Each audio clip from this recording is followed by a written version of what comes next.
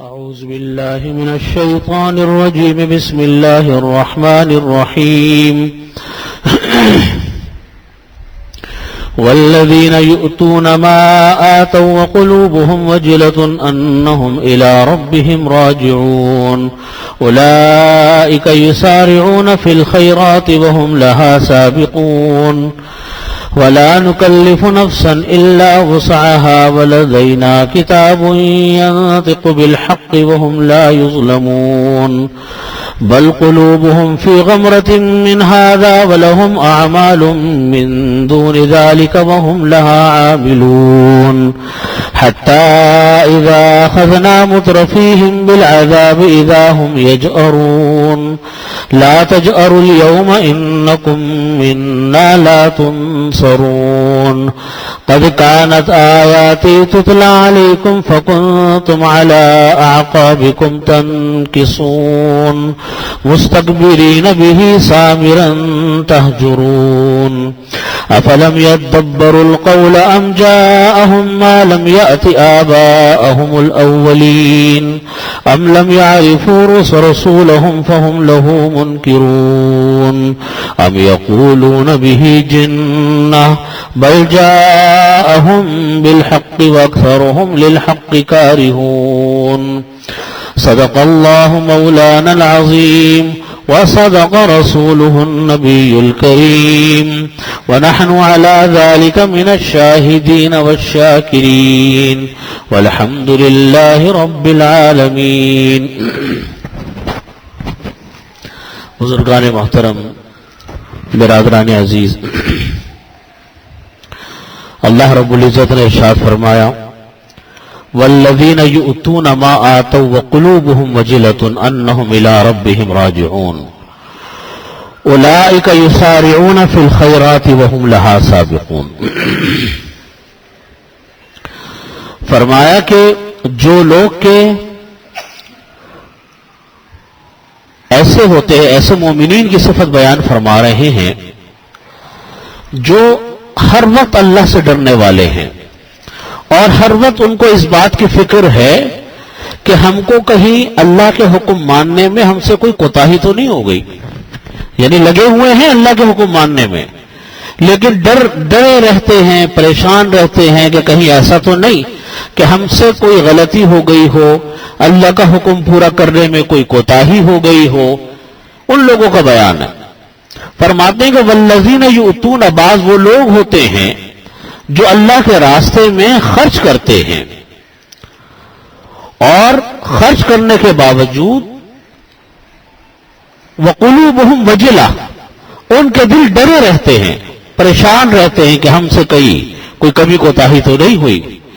انہم الی ربہم راجعون، اس بات کی طرف کہ وہ ان کو اس بات کی فکر ہوتی ہے کہ ان کو اپنے رب کی طرف لوٹ کر جانا ہے. اولئک یسارعون فی الخیرات وہم لہا سابقون، یہ وہ لوگ ہیں جو اپنے فائدے جلدی جلدی حاصل کر رہے ہیں، یعنی اپنا جو فائدے کی چیز ہے اس کے اندر وہ جلدی کرتے ہیں. وہم لہا سابقون، اور وہ ان کی طرف دوڑ رہے ہیں. مطلب یہ ہے کہ یہ ان لوگوں کا بیان ہے کہ جیسے کوئی آدمی نے صدقہ کیا، زکوٰۃ دی. بعض حضرات مفسرین فرماتے ہیں کہ اگرچہ یہاں ذکر صدقات کا ہے لیکن مراد اس سے تمام نیک اعمال ہیں، جتنے بھی نیک اعمال ہیں. آیت تو نازل ہوئی ہے ایتا کے معنی آتے ہیں دینے کے، صدقہ دینا، زکوٰۃ دینا، خیرات دینا. تو جو لوگ کے دیتے ہیں، جو کچھ وہ اللہ کے راستے میں دیتے ہیں، خرچ کرتے ہیں.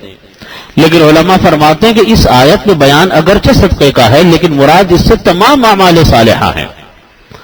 جتنے بھی نیک اعمال ہوتے ہیں ان کے بارے میں ان کو یہ فکر رہتی ہے کہ پتہ نہیں میرے سے بات پوری ہوئی نہیں ہوئی، میری نماز پوری ہوئی، میرا روزہ صحیح ہوا نہیں ہوا، زکوٰۃ میں نے صحیح طرح دی نہیں دی، حج میں نے صحیح طرح کیا نہیں کیا، کوئی نیک عمل صحیح ہوا کہ نہیں ہوا، اس کو صحیح کرنے کی فکر میں رہتے ہیں. حضرت عائشہ رضی اللہ عنہا فرماتی ہیں کہ میں نے نبی کریم صلی اللہ علیہ وسلم سے اس آیت کا مطلب پوچھا کہ یا رسول اللہ اس آیت کا کیا مطلب ہے کہ والذین یؤتون ما آتوا وقلوبهم وجلة انہم الی ربہم راجعون. تو فرماتے میں نے جب اس کا مطلب پوچھا اور یہ پوچھا کہ یہ کام کر کے ڈرنے والے لوگ وہ ہیں جو شراب پیتے ہیں یا چوری کرتے ہیں؟ کون لوگ ہیں جو اعمال کر کے ڈرتے ہیں؟ شراب پینے والے ڈرتے ہیں یا چوری کرنے والے؟ تو نبی کریم صلی اللہ علیہ وسلم نے فرمایا کہ اے صدیق کی بیٹی، یہ بات نہیں بلکہ یہ وہ لوگ ہیں جو روزے رکھتے ہیں اور نمازیں پڑھتے ہیں اور صدقات دیتے ہیں، اس کے باوجود اس سے ڈرتے رہتے ہیں کہ شاید ہمارے یہ عمل اللہ کے نزدیک ہماری کسی کوتاہی کے سبب سے قبول نہ ہو۔ ایسے ہی لوگ نیک کاموں میں مسارعت مسابقت کیا کرتے ہیں، یعنی ان کو یہ ہوتا ہے کہ پتہ نہیں میں نے نماز صحیح نہیں پڑھی، ذرا اور تھوڑی سی میں نماز پڑھ لیتا ہوں، نوافل اور پڑھ لیتا ہوں۔ تو نیک کاموں میں وہ آگے بڑھنے کی کوششوں میں لگے رہتے ہیں۔ یہ نیک لوگوں کی صفت اللہ تعالیٰ نے بیان فرمائی، اور یہ حقیقت بھی یہی ہے کہ اپنے عمل کے اوپر نہ بھروسہ انسان کو اپنے عمل کے اوپر کرنا چاہیے کہ میں نے بہت عمل کر لیا اور بڑا مطمئن ہو گیا کوئی انسان، کبھی یہ کام نہیں کرنا چاہیے کہ آدمی یہ کہہ کہ بھئی میں نے نمازیں بھی پڑھ لی، روزے بھی رکھ لیے، ذکر اذکار بھی کر لیے، تلاوت بھی کر لی، زکوٰۃ صدقات بھی دے دیے، چلو بس اب مطمئن ہو گیا۔ نہیں، اپنے عمل کے اوپر بالکل کوئی بھروسہ نہیں، صرف اپنے عمل کے اوپر۔ اور ایک وہ انسان ہے جو عمل کچھ کرتا ہی نہیں اور بس اللہ پر بھروسہ کیے بیٹھا ہے، یہ بھی طریقہ غلط ہے۔ صرف اپنے عمل پر بھروسہ کرے یہ بھی درست نہیں، صرف اللہ پر بھروسہ کرے عمل کچھ نہ کرے یہ بھی درست نہیں، بلکہ طریقہ کیا ہے؟ طریقہ یہ بیان فرمایا کہ انسان اپنے کرنے کا کام کرتا رہے اور پھر اللہ پر بھروسہ کرے کہ یا اللہ جو میرے کرنے کا کام تھا میں نے کر لیا، اب میں آپ سے یہ درخواست کرتا ہوں کہ یا اللہ میرے ان اعمال کو قبول فرما لیجئے۔ نمازیں بھی ہماری ایسی تیسی ہو گئی، صحیح طریقے سے ہم نہیں ادا کر پاتے، جو خشوع خضوع چاہیے وہ ہم سے نہیں ہوتا، روزے بھی اسی طریقے کے، زکوٰۃ بھی اسی طریقے کی، صدقات بھی اسی طریقے کے، کوتاہیاں بہرحال انسان ہیں، اونچ نیچ ہر انسان سے ہوتی ہے باوجود کوشش کے، لیکن اپنے عمل پر ہمیں کوئی بھروسہ نہیں۔ بھروسہ اللہ کی رحمت پر ہے کہ یا اللہ ہمارے بس میں یہی کچھ تھا، ہم نے وہ عمل کر لیا، اب آپ اپنے فضل سے اس عمل کو اپنی بارگاہ میں قبول فرما لیجئے۔ اس لیے فرماتے ہیں کہ نہ اپنے عمل پر بھروسہ، نہ کام کچھ نہ کرے اور بس یہ امید لگا کر بیٹھ جائے کہ اللہ تعالیٰ مغفرت فرما دے گا، نہ یہ طریقہ درست۔ طریقہ یہ ہے کہ اپنے کرنے کا کام پورا کرتے رہو اور اللہ سے مانگتے رہو۔ اسی لیے علماء نے فرمایا کہ دیکھو، جب بھی ہم نماز پڑھتے ہیں، حضرت ابوبکر صدیق رضی اللہ عنہ کا یہ فرمان ہے جو میں نے اپنے بزرگوں سے سنا، فرماتے ہیں کہ جب نماز کا سلام پھیرو، فرض نماز جب ہم سلام پھیرتے ہیں تو 3 مرتبہ تو کہیں استغفر اللہ استغفر اللہ استغفر اللہ۔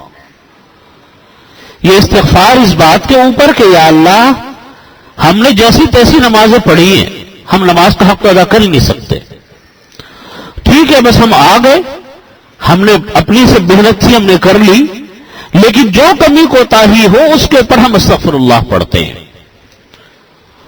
اور فرمایا کہ 3 مرتبہ پڑھے الحمدللہ۔ ناشکری بھی نہیں کرنی چاہیے کہ بھئی ہم نے اپنی نمازیں پڑھی بالکل کوئی حیثیت نہیں، شکر اس بات کا کہ یا اللہ آپ نے توفیق تو دی، ہم آئے تو صحیح، ہم سجدہ ریز تو ہوئے، ہم نے آپ کے سامنے ہاتھ نیت کے لیے ہاتھ باندھے تو، ورنہ کتنے انسان وہ ہیں کہ ان کو تو ان کاموں کی توفیق بھی نہیں ہو رہی۔ اللہ نے ہمیں توفیق دی، اللہ نے ہم کو موقع دیا، ہم آ تو گئے، اور اس کے اوپر 3 مرتبہ الحمدللہ کہ تو فرماتے ہیں حضرت ابوبکر صدیق رضی اللہ عنہ کا فرمان ہے، فرماتے کوئی انسان اگر یہ 2 کام کر لے کہ 3 مرتبہ استغفر اللہ پڑھ لے اور 3 مرتبہ الحمدللہ پڑھ لے تو اس نے گویا کہ شیطان کی کمر توڑ دی، اس نے شیطان کی کمر توڑ دی۔ اس لیے کہ شیطان یا تو امیدیں زیادہ دلاتا ہے، کہتا ہے بھئی ماشاءاللہ تھوڑا سا کام کیا بہت ہو گیا یہ، آدمی بھی اپنے پھولے نہیں سماتا کہ چلو جی میں نے بہت کچھ کر لیا، دوسرے کاموں سے کچھ چھوڑ دیا اس نے، یا مایوسی پیدا کرتا ہے، کہتا ہے کہ بھئی تم کیا نماز پڑھنا ہے، تمہاری کیا نماز ہے، تمہاری نماز کی کوئی حیثیت نہیں، سب بیکار ہے، آدمی جتنا نماز میں آتا تھا اس سے بھی گیا، جیسی ویسی پڑھتا تھا اس سے بھی گیا. یہ بھی مقصد نہیں ہے. مقصد کیا ہے کہ اپنے عمل پر بھروسہ نہیں، نہ عمل کو چھوڑنا ہے نہ مکمل عمل پر بھروسہ ہے، بلکہ درمیان کا راستہ اختیار کرنا. اور درمیان کا راستہ کیا ہے کہ جیسے تیسے عمل کی توفیق ہو گئی ویسا کرتے رہو، اور اللہ کا شکر ادا کرو کہ یا اللہ آپ نے توفیق دی، اور استغفار کرتے رہو اس بات کے اوپر کہ یا اللہ جو کمی کوتاہی ہوگی اس کو معاف فرماؤ. تو یہ فرمایا کہ جو لوگ اللہ کے راستے میں خرچ کرتے ہیں وہ فرمایا اولئک یسارعون فی الخیرات، یہ وہ لوگ ہیں جو نیک کاموں میں جلدی کرتے ہیں، وہم لہا سابقون، اور اسی کے اندر مسابقت کرتے ہیں، آگے بڑھنے کی فکر میں رہتے ہیں. چنانچہ آپ دیکھو دنیا میں لوگ بڑے بڑے مالی منفعتوں کے پیچھے لگے رہتے ہیں کہ کسی طرح ہمیں دنیا کا یہ فائدہ مل جائے، کسی طرح ہمیں دنیا کا وہ فائدہ مل جائے. ایک جگہ سے ان کی آمدنی مکمل نہیں ہوتی کہ دوسرے ذریعے سے آمدنی کی فکر لگ گئی، وہاں لگ گئے. لیکن فرمایا کہ جو نیک لوگ ہوتے ہیں وہ جس طریقے سے لوگ دنیا کے لیے آگے بڑھنے کی فکر میں رہتے ہیں، نیک لوگ آخرت کے لیے آگے بڑھنے کی فکر میں رہتے ہیں. نیک لوگوں کا معمول یہ ہوتا ہے کہ وہ اس کام فکر میں رہتے ہیں کہ ہر نیک کام میں ان کا حصہ لگ جائے. آپ دیکھو بعض لوگوں کو اللہ اس بات کی توفیق دیتے ہیں، ان کو ایک توفیق ہوتی ہے، ہر نیک کام میں چاہتے ہیں کہ تھوڑا سا حصہ ہمارا بھی شامل ہو جائے. پتہ نہیں کون سا اللہ کی بارگاہ میں عمل مقبول ہو جائے. صدقہ خیرات کا موقع ہوگا تو تھوڑے سے پیسے وہاں لگا دیں گے، کوئی اور دین کا کام ہوگا تو تھوڑا حصہ وہاں لگا دیں گے. یہ وہ لوگ ہیں جو اپنی دنیا کی زندگی کو اس لیے استعمال کرتے ہیں تاکہ دنیا کی بھی بھلائی مل جائے اور اللہ تعالیٰ آخرت کی بھلائی بھی دے دے.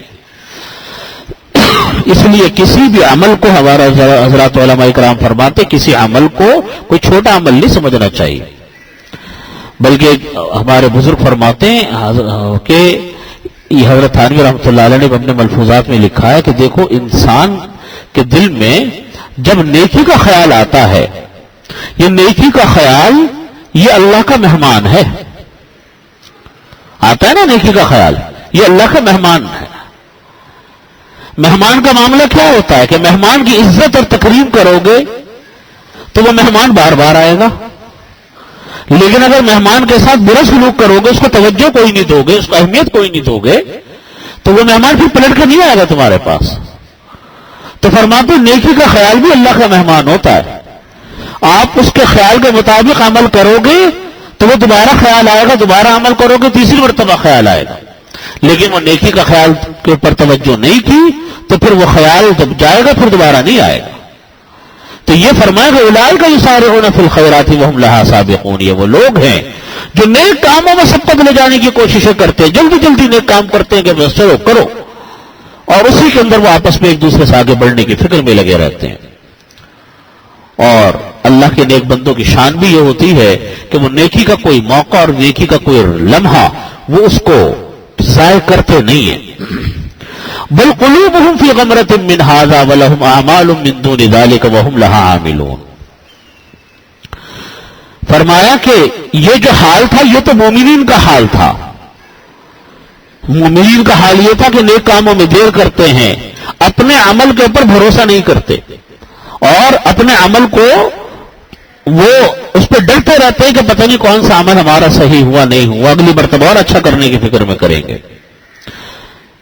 اور فرمایا کہ دوسری طرف یہ حال ہے کہ کفار ایسے نہیں ہوتے، کافر لوگ ایسے نہیں ہوتے، بلکہ ان کفار کے بارے میں تو یہ فرمایا کہ کفار کے بارے میں تو یہ فرمایا کہ ان کو تو پرواہ ہی نہیں ہوتی کسی بات کی، ان کو کوئی عمل ہوتا ہی نہیں ہے، ان کے نزدیک کوئی اس عمل کی اہمیت ہی نہیں ہوتی. جہاں کفار کا تذکرہ ہوتا ہے وہاں ان لوگوں کا تذکرہ بھی یہاں مراد ہو سکتا ہے جو لوگ اللہ تعالیٰ کے احکامات کی پرواہ نہیں کرتے، اللہ تعالیٰ کے احکامات کو اہمیت نہیں دیتے، اللہ کو راضی کرنے کی فکر میں نہیں ہوتے، ان کا بھی یہاں سے بیان شروع ہو رہا. فرماتے بل قلوبہم فی غمرۃ من ھذا ولہم اعمال من دون ذلک وہم لہا عاملون. فرمایا کہ ان کفار کی حالت ایسی نہیں، بلکہ برعکس ان کفار کے ان کے جو دل ہیں فی غمرۃ من ھذا، وہ بے ہوشی میں ہیں، مدہوشی میں ہیں ان کفار کے دل.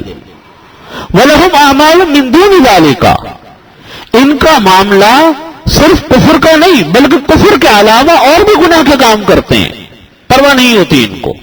ہم لہا عاملون، جو یہ کام کرتے ہیں. یعنی ایک یہ نہیں ہے کہ کافر ہے اور کوئی اور برائی نہیں کرتے، نہیں، برائی بھی کرتے ہیں، کفر بھی کرتے ہیں، اور بڑے بڑے گناہ کبیرہ بھی کر رہے ہوتے ہیں. چوری کرتے ہیں، ڈکیتیاں کرتے ہیں، جھوٹ بولتے ہیں، غیبت کرتے ہیں، سارے گناہوں کا مجموعہ ہے. جہاں یہ بیان تو در حقیقت کفار کا ہے، لیکن انہی کے اندر وہ لوگ بھی داخل ہو سکتے ہیں جو لوگ کہ اللہ تعالیٰ کے حکم پر عمل کرنے کی کوشش نہیں کرتے. دیکھو بہت سارے لوگ وہ ہوتے ہیں کہ ہیں تو مسلمان، اور مسلمان بھی اس لیے کہ مسلمان گھرانے میں پیدا ہو گئے، کون سی سوچ سمجھ کر داخل ہوئے تھے، مسلمان ماں باپ مل گئے تو دیندار ہو گئے، مسلمان ہو گئے. باقی کسی نیک عمل کی توفیق نہیں. نیک عمل کا مطلب یہ ہے کہ اللہ تعالیٰ کے حکموں کی پرواہ نہیں کرتے. آج ایسے لوگ بے شمار ہیں، بے شمار ایسے لوگ ہیں. وہ کہتے ہیں کہ جی ہم سے تو آپ دنیا کی بات کریں، دین وین کی بات نہ کریں، کوئی اہمیت ہی نہیں ہے دین کی. اور یہ جو اہمیت دین کی پیدا نہیں ہوتی نا، اس میں بہت بڑا دخل بچپن کی تربیت اور بچپن کے ماحول کا ہوتا. آپ دیکھیں جن لوگوں کو اس کی فکر نہیں ہوتی، دین کے کسی حکم کی، آپ کو قرآن سنا دو، حدیث سنا دو، وہ الٹی بحث کریں گے، الٹا آپ سے لڑیں گے، آپ بھی پریشان ہو جائیں گے کہ میں کہاں پھنس گیا. ایسے بعض لوگوں کی تو اپنی ذہنی فکر ہی ٹیڑھی ہوتی ہے، اس کے تو میں بات نہیں کرتا. لیکن بہت سارے لوگ وہ ہوتے ہیں کہ بچپن سے ماں باپ نے وہ ماحول نہیں دیا ہوتا بچوں کو. بچپن سے ماحول بے دینی کا ہوتا ہے، بچپن سے ماحول دین کے تذکروں سے خالی ہے. کبھی نام ہی نہیں سنا اللہ اور اس کے رسول کا گھر کے اندر، نہ ماں باپ کے منہ سے سنا، نہ اسکول کالج کے اندر اپنے استادوں کے منہ سے سنا. یہی تربیت کی دو درسگاہیں ہیں ایک بچے کے لیے، ایک ماں کی گود، گھر کا ماحول، ماں باپ کی تربیت، اور دوسری تربیت گاہ بچے کا اسکول ہے، کالج ہے، یونیورسٹی ہے. اگر وہ کسی ایسے سیکولر اسکول میں بچہ داخل ہو گیا تو دونوں جگہ پر اس کو اب انہی اسکولوں سے پڑھ کر جو بچے نکلتے ہیں کل وہی ماں باپ بن رہے ہیں. اب انہی کی نسلیں جو آگے بڑھیں گی تو جب ان کے بچوں کو دین کا ماحول نہیں ملے گا تو آپ کیا تصور کریں گے کہ بڑے ہو کر وہ کون سا اچھا انسان بنے گا دینی اعتبار سے. تو ایسے لوگوں کو دین کی کوئی اہمیت نہیں ہوتی. بہت سارے لوگوں کو حدیث سنائیے، خود میں اپنا واقعہ عرض کر رہا ہوں کہ بہت سارے لوگوں کے سامنے جب کسی بات کے حوالے سے کوئی حدیث سنائی تو ناراض ہو گئے کہ آپ نے ہمیں یہ سنائی کیوں. ایک تو ہوتا ہے عمل کرنا، اس کی بات نہیں کر رہا ہوں، صرف سنانے پہ ناراض ہے کہ سنائی کیوں ہے آپ نے. ایک نے یہ سوال کیا کہ یہ جو آپ ہمیں سنا رہے ہیں ہمیں کیوں سنا رہے ہیں، ہم تو سننے کے لیے تیار نہیں. بالکل بے دھڑک ہو کر حدیث شریف کے حوالے سے یہ بات کہی جاتی ہے.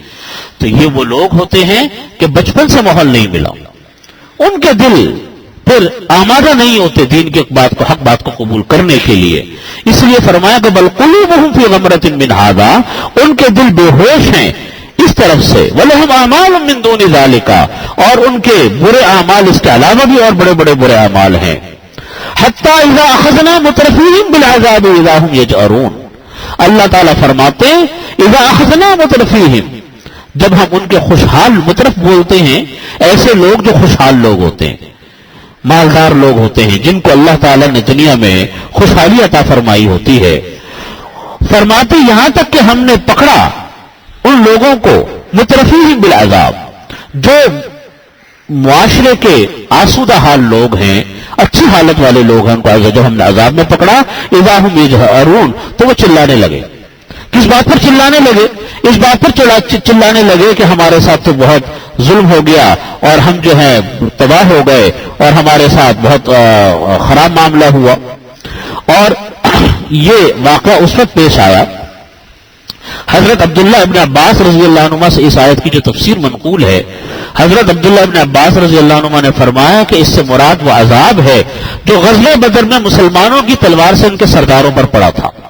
کفار کی سرداروں کو جب کاٹا جانے لگا اور ان کی گردنوں کو مارا جانے لگا تو وہ چلا اٹھے کہ ہمارے ساتھ کیا ہو رہا ہے. حالانکہ لڑنے آئے تھے، مارنے آئے تھے، لیکن شکست ہوئی تو چلا اٹھے. اور بعض روایات میں آتا ہے کہ اس سے مراد قحط کا عذاب لیا گیا. اس سے مراد ہے قحط سالی کا عذاب جو نبی کریم صلی اللہ علیہ وسلم سے مکہ والوں کے اوپر مسلط ہوا تھا. نبی کریم صلی اللہ علیہ وسلم نے مکہ والوں کو یہ بددعا دی تھی، اس کی وجہ سے ان کے اوپر قحط سالی کا عذاب مسلط ہوا، اور وہ ان کی یہ حالت ہو گئی کہ وہ مردار جانور، کتے اور ہڈیاں کھانے پر مجبور ہو گئے. نبی کریم صلی اللہ علیہ وسلم نے اگرچہ کفار کے لیے بددعا کی لیکن بہت کم بددعا کی، لیکن انہوں نے نبی کریم صلی اللہ علیہ وسلم نے یہ بددعا اس لیے کی تھی کہ بہت ہی مجبور ہو کر اور کفار کے مظالم سے تنگ آ کر نبی کریم صلی اللہ علیہ وسلم نے ان کو اہل مکہ کے لیے بددعا کی تھی اس وقت. تو اس کی طرف وہ مراد ہے، یہ آیت اس واقعے کی طرف اشارہ کر رہی ہے.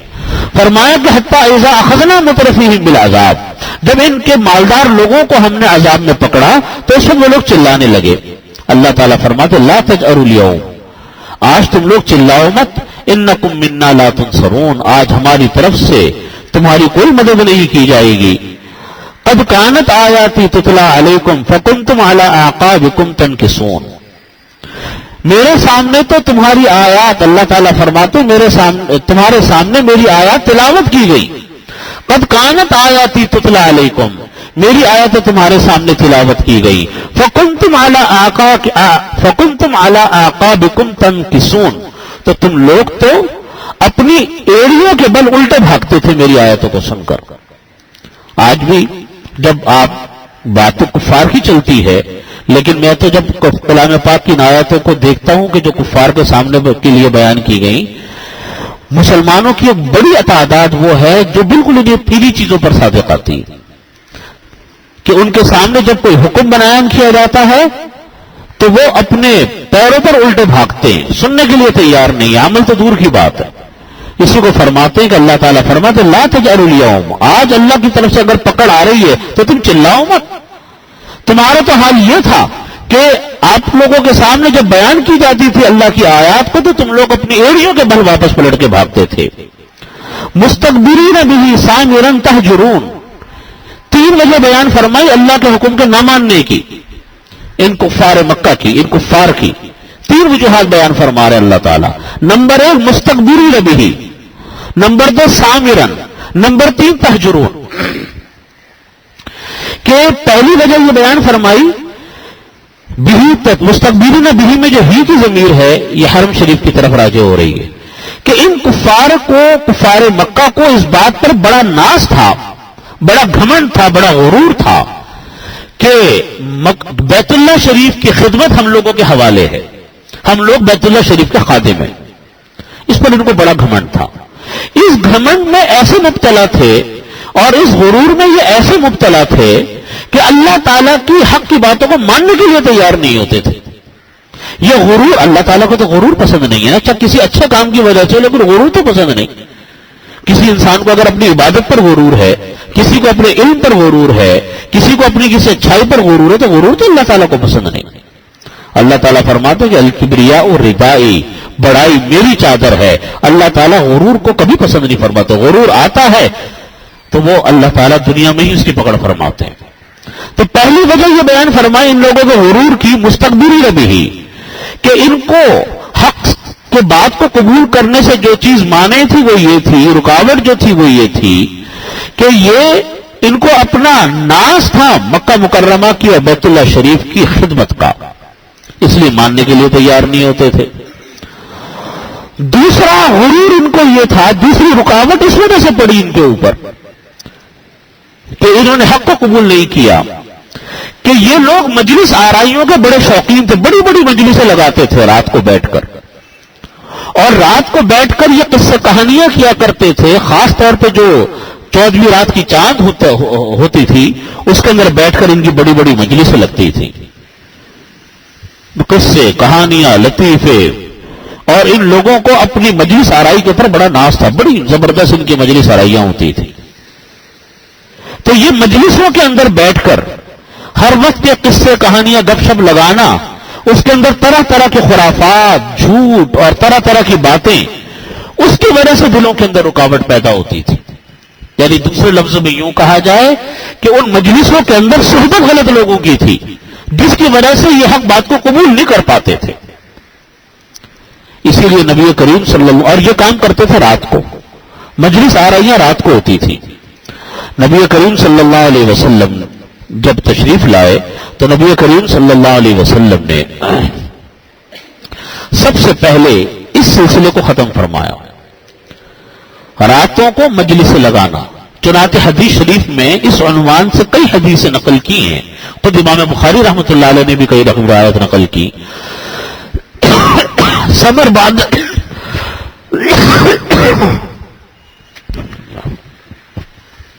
بعد العشاء اس کا نام ہے. عشاء کے بعد قصے کہانیاں کرنا، گپ شپ کرنا. حکم یہ ہے، نبی کریم صلی اللہ علیہ وسلم نے اس بات کی تاکید فرماتے تھے کہ عشاء کی نماز پڑھو اور سو جاؤ، مجلس آرائیاں مت کرو، مجلس مت لگاؤ، قصے کہانیاں مت سناؤ، کوئی تفریح وغیرہ مت کرو عشاء کے بعد، بس سو جاؤ. چنانچہ آپ صلی اللہ علیہ وسلم نے اس پر عمل کیا، صحابہ کرام نے اس پر عمل کیا. روایات کے اندر آتا ہے کہ صحابہ کرام کا یہ معمول تھا کہ عشاء کی نماز کے لیے بہت مشکل سے جاگتے تھے.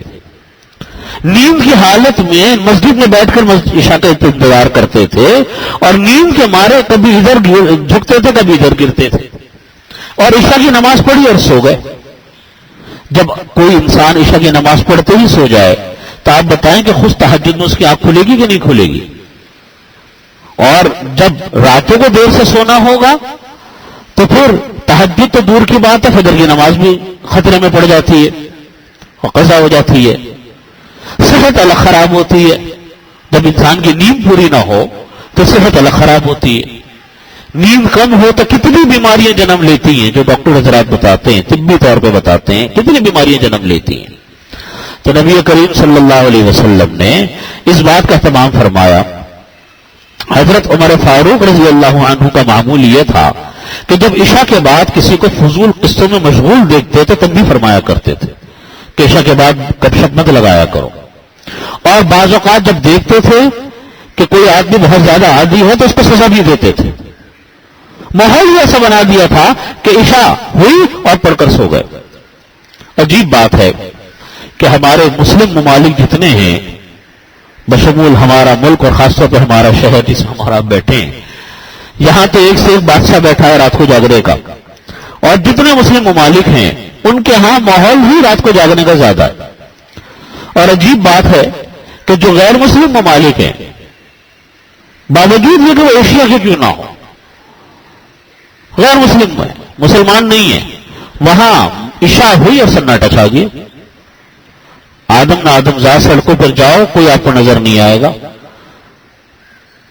بہت معمولی لوگ ہوں گے جو آپ کو چلتے پھرتے ہوٹلوں پہ بیٹھے ہوٹلنگ کرتے ہوئے نظر آ رہے ہوں گے یا اپنے کلبوں میں جاتے ہیں، ایک مخصوص طبقہ ہوگا. باقی جو عامت الناس ہے، عام لوگ ہیں، وہ بالکل خالی نظر نہیں آئیں گے. اور صبح ہوئی اور صبح ابھی طلوع بھی نہیں ہوتی فجر، یعنی سورج بھی نکلا نہیں ہے، سڑکوں پر چہل پہل شروع ہو جائے گی. عجیب بات ہے کہ حالانکہ تعلیم تو قرآن پاک کی ہے، ہمارے نبی کریم صلی اللہ علیہ وسلم کے فرمودات ہیں، لیکن عمل ہم مسلمانوں کا کم ہے اور غیر مسلموں کا عمل اس کے اوپر زیادہ. تو دوسری چیز حق کی قبولیت کے لیے مانے جو بنی ان کفار کے لیے، قرآن کریم نے بیان فرمائے سامرا، راتوں کی گپ شپ، راتوں کی مجلس آرائی. آپ دیکھیں یہ جو مجلسیں ہوتی ہیں، ایک تو ہوتی ہے مجلسیں کسی مقصد کے لیے، اس کے اندر ہنسی مذاق بھی ہو گیا، چلو کوئی بات نہیں، اور ایک بیٹھنا ہی اس بات کے ہوا کہ گپ شپ لگائیں گے، اس کو شریعت نے پسند نہیں کیا. یہ اچھی چیز نہیں ہے. کیوں؟ اس لیے کہ سوائے فضول اور لغو گوئی کے کوئی کام نہیں ہوتا. غیبتیں اس میں ہوں گی، چغلیاں اس میں ہوں گی، لوگوں کو ہنسانے کے لیے جھوٹ بولنا، یہ تو آج کل کا فن ہے نا، لوگوں کو ہنسانے کے لیے جھوٹ بولنا یہ فن ہے. حالانکہ جھوٹ کا اسی طرح گناہ ہے جیسا کہ گناہ ہوتا ہے. اور بڑی سخت وعید ہے نبی کریم صلی اللہ علیہ وسلم کی طرف سے اس بات کے اوپر کہ جو لوگوں کو ہنسانے کے لیے جھوٹ بولتے ہیں، صرف ایک حاشیہ آرائی جس کو کہا جاتا ہے، بات اتنی سی اور بات کو پھیلا کے کہیں سے کہیں پہنچا دیا تاکہ لوگ ہنسیں، ایک واقعہ بنے. اس کے اوپر نبی کریم صلی اللہ علیہ وسلم کے بارے میں بڑی سخت وعیدیں ہیں، اور آج ہمارے ہاں یہ چیز فن بن چکی ہے، ایک ہنر بن چکا ہے، ایک آرٹ بن چکا ہے، لوگوں کو ہنسی مذاق کرنا، اور وہ بھی جھوٹ گپ شپ اور کچھ نہیں۔ نبی کریم صلی اللہ علیہ وسلم اس کو منع فرمایا، اور یہ فرمایا کہ یہ وہ گناہ ہے جو حق کو قبول کرنے کے لیے انسان کے لیے دلوں کی رکاوٹ بنتا ہے۔ تیسری چیز بیان فرمائی تہجرون۔ کیا مطلب ہے اس کا؟ مطلب یہ ہے کہ یہ وہ لوگ ہیں جو کہ تین خرابیاں بیان کی۔ پہلی خرابی تو ہو گئی ان کی تکبر کرنا، ناز کرنا اس بات کے اوپر کہ ان کو بیت اللہ شریف کی خدمت ان کے سپرد تھی۔ دوسری چیز ہو گئی راتوں کی گپ شپ، کہ وہ راتوں کو بیٹھ کر گپ کیا کرتے تھے۔ اور تیسری چیز ہو گئی ان کا بےہودہ الٹی سیدھی باتیں کرنا، گالم گلوچ کرنا۔ یہ تین خرابیاں جس کو کہا جاتا ہے کہ ایک ایسی باتیں کرنا کہ جس کا کوئی سر پیر نہیں ہوتا، برائیوں کے کام کرنا، گناہوں کے کام کرنا، تو فرماتے ہیں کہ ایسے لوگ جو برائیوں کے کام کرتے ہیں اور گناہ کے کام کرتے ہیں اور گندی باتیں کرتے ہیں، ایسے لوگوں کو بھی پھر حق کی بات کی قبول کرنے کی توفیق ہوتی نہیں ہے۔ چنانچہ آپ دیکھیے بےہودہ گفتگو کرنا، گندی باتیں کرنے کو نبی کریم صلی اللہ علیہ وسلم نے بڑا سخت ناپسند کیا۔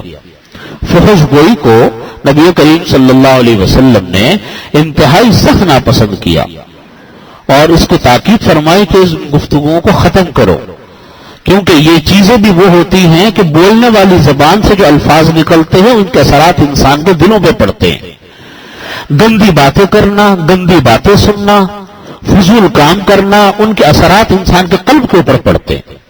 میں نے پہلے بھی یہ بات عرض کی تھی، پچھلے ہفتے بھی یہ بات عرض کی تھی کہ ہم یہ کہتے ہیں کہ جی ہم نے تو کوئی گناہ نہیں کیا، لیکن گندی باتیں سنی تو صحیح نا۔ اب دیکھیے گانے ہیں، نبی کریم صلی اللہ علیہ وسلم نے فرمایا کہ گانے مت سنو، میوزک مت سنو، اور فرمایا کہ جو کوئی لوگ میوزک سنتے ہیں، موسیقی سنتے ہیں، ان کے دلوں کے اندر اللہ تعالیٰ نفاق اور منافقت کو اس طرح پیدا فرماتے ہیں جس طریقے سے پانی سے سبزہ پیدا ہوتا ہے، اس طرح منافقت پیدا ہوتی، یہ نفاق ایسے پیدا ہوتا ہے۔ تو پتہ چلا کہ انسان کوئی بات سنتا ہے یا کوئی بات زبان سے نکالتا ہے، اس کے اثرات انسان کے دل کے اوپر پڑتے ہیں، اور انسان کا دل جو ہے وہ نیک باتوں کے سننے سے، نیک بات کو قبول کرنے سے اس کے اندر رکاوٹ پیدا ہوتی ہے۔ اس لیے اچھی بات کو قبول کرنے کے لیے ضروری ہے کہ انسان اچھے ماحول میں بیٹھے، اچھی جگہوں پر بیٹھے، خود بھی اچھی جگہوں پر جائے، اپنے بچوں کو بھی اچھی جگہوں پر لے کر جائے۔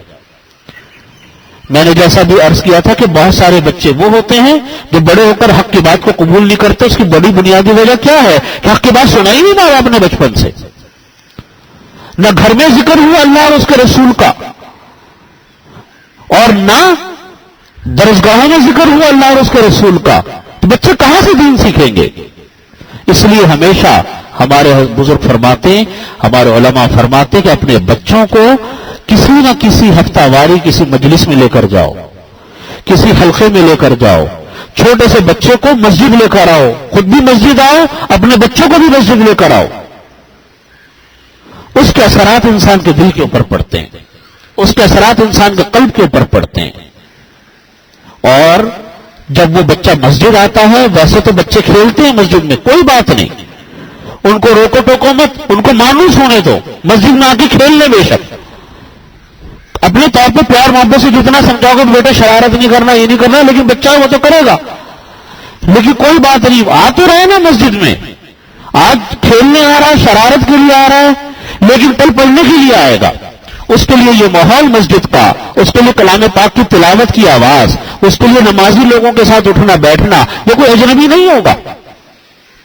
لیکن اگر ہم اس ماحول سے دور رکھیں گے تو پھر پتہ نہیں بچے ہمارے کہاں جائیں گے۔ اس لیے فرمایا کہ تیسری چیز جو ہے حق کو قبول کرنے سے ان غیر مسلموں کو جو رکاوٹ بنی، تکبر، مجلس آرائی، قصہ کہانیوں کی مجلسیں. نمبر 3 تہجرون، بری بری چیزیں چھوڑ کر جانا، گندی باتیں کرنا، یہ چیزیں ہیں. تو اس لیے فرمایا کہ ان چیزوں سے رکاوٹ بنی، اس کا علاج کرنے کی ضرورت ہے. چنانچہ زبان جو ہے نا، دیکھیے زبان، قرآن کریم نے اس کا بڑا اہمیت سے ذکر کیا قرآن کا، زبان کا. تحت سامرن تہجرون، تہجرون کی جو تفسیر لکھی ہے، تہجرون کی تفسیر لکھی ہے فضول بکواس کرنا اور گالم گلوچ کرنا. یہ حجر سے نکلا ہے. حجر عربی زبان میں حجر بولتے ہیں فضول بکواس اور گالم گلوچ کو. یہ چیزیں جو ہیں یہ انسان کے قلب کو سیاہ کر دیتی ہیں. بدگوئی، غلط باتیں. اور زبان انسان کی ٹھیک ہوتی ہی اس وقت جب اچھا ماحول ملتا، اس کے بغیر زبان نہیں صحیح ہوتی. نیکی الگ چیز ہے، تعلیم الگ چیز ہے، ماحول الگ چیز ہے. ماحول نبی کریم صلی اللہ علیہ وسلم کو آپ دیکھیے، نبی کریم صلی اللہ علیہ وسلم نے دین کی تعلیم دی، قرآن پاک نازل ہوا. حالانکہ نبی تھے، آپ کی صحبت کے کیا اثرات ہوں گے؟ کسی اور کی صحبت کے نہیں اثرات ہو سکتے، اللہ کے نبی ہے. لیکن آپ کو معلوم تھا کہ میں مکہ مکرمہ کی اس بت پرستی کے ماحول میں رہ کر میں کتنی بھی ان کو دین کی تبلیغ کر لوں، وہ نتیجہ نہیں آ سکتا جو نتیجہ اپنی مکمل ایک اسلامی مملکت لے کر ہوتا، اپنا مکمل علاقہ لے کر ہوتا. اس لیے آپ صلی اللہ علیہ وسلم نے نہ صرف کہ خود پورے صحابہ کرام کی جمعیت کو لے کر مدینہ طیبہ ہجرت کی. کس لیے ہجرت کی؟ دین پر عمل مکہ مکرمہ میں بھی کر سکتے تھے بھائی، جیسے رہ رہے تھے ایسے رہتے رہتے. لیکن بات کیا تھی؟ بات یہ تھی کہ ماحول نہیں بن رہا تھا. ماحول کیوں نہیں بن رہا تھا؟ اس لیے نہیں بن رہا تھا کہ ادھر دین کی بات ہے تو ادھر جناب بت پرستی ہے، ادھر شرک ہے، کفر ہے. ماحول نہیں بن رہا تھا. اپنے ماحول بنانے کے لیے، اپنے امتیوں کو ماحول دینے کے لیے، صحابہ کرام کو ماحول دینے کے لیے صحابہ کرام کو کہا کہ اپنی زمینوں کو چھوڑ دو، اپنے کاروبار کو چھوڑ دو، اپنے سب کچھ چھوڑ چھاڑ کر مدینہ طیبہ چلے جاؤ. بڑے بڑے سیٹ گھر، بڑے بڑے آباد زمینیں، بڑے شاندار مکانات، آباء و اجداد کی زمینیں چھوڑ کر صحابہ کرام اللہ کے حکم کے خاطر مدینہ طیبہ پہنچ گئے. کیوں پہنچے؟ ماحول کی وجہ سے.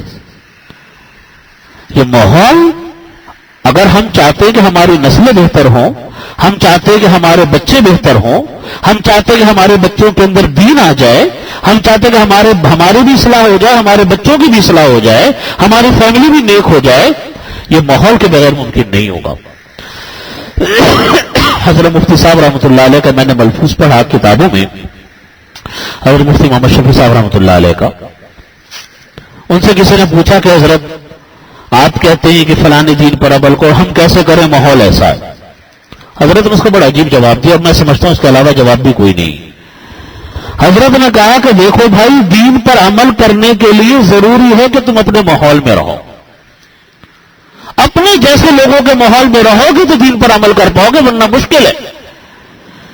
آپ یہ چاہیں کہ ہر ماحول میں گھسے رہیں اور اسی طریقے سے دین پر عمل کرتے رہیں، ایسا نہیں ہوتا.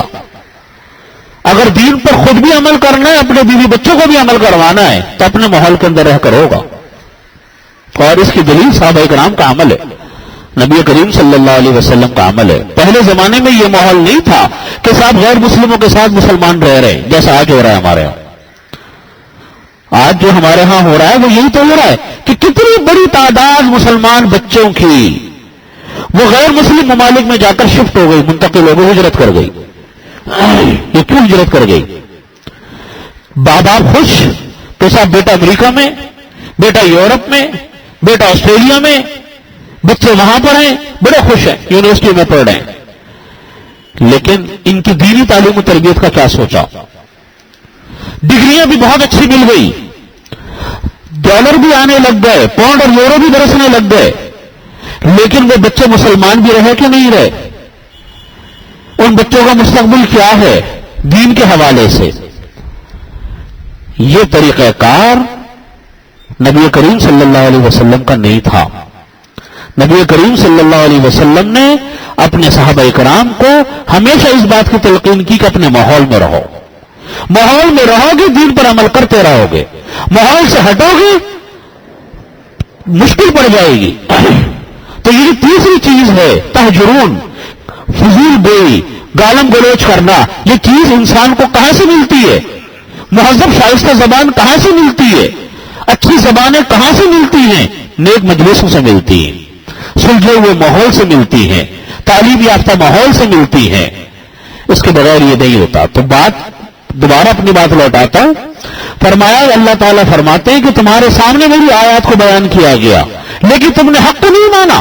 کیوں نہیں مانا؟ اس لیے کہ تم تکبر کرتے تھے، اس لیے کہ تم لوگ مجلسیں لگاتے تھے، اس کے اندر گپ شپ لگانے میں اپنا وقت ضائع کرتے تھے، اور اس لیے کہ فضول گوئیاں کرتے تھے، بدزبانیاں کرتے تھے۔ اس وجہ سے یہ چیزیں حق کو قبول کرنے سے رکاوٹ بن گئی۔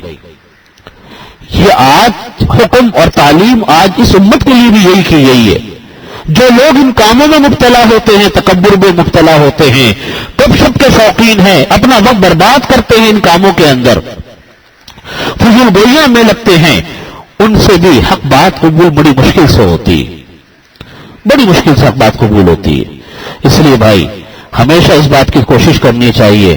دیکھیے یہ جو سامرن جو ایک تیسری چیز آئی ہے نا، راتوں کو قصہ گوئیاں کرنا، اس کی ایک اور خرابی بھی ہے، اور وہ ہے وقت ضائع کرنا۔